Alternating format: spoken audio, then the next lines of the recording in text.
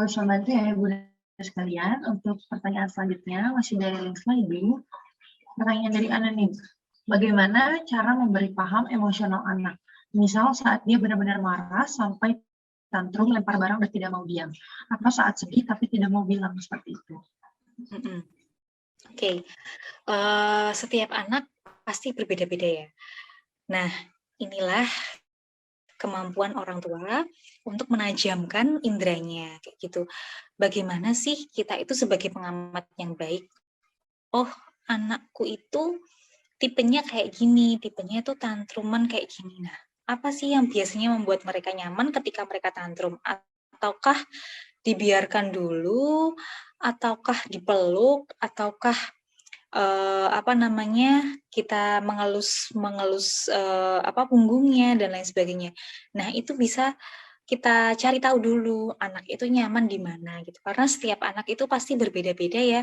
Ada anak yang tantrum banget, ada yang suka dipeluk, itu bisa langsung tenang. Ada juga yang ternyata mereka nggak nyaman untuk dipeluk, mereka pengennya didiemin dulu, yang penting ditemenin kayak gitu.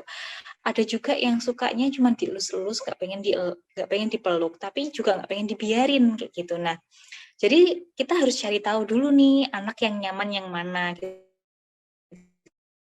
Karena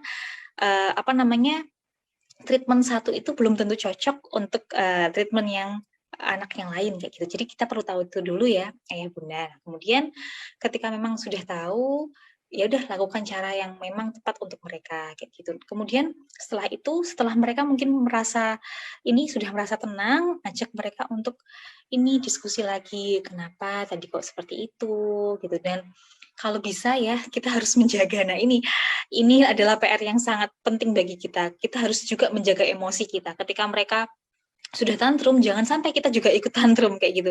Kadang seringnya kan kalau anak tantrum kita juga ikut tantrum, ikut gemes sendiri kayak gitu. Nah, kita juga harus bisa mengelola emosi kita sendiri. Kita harus selesai dulu sama emosi kita. Kalau misalnya kita lihat anak kita tantrum, kita merasa sebel, oke, kita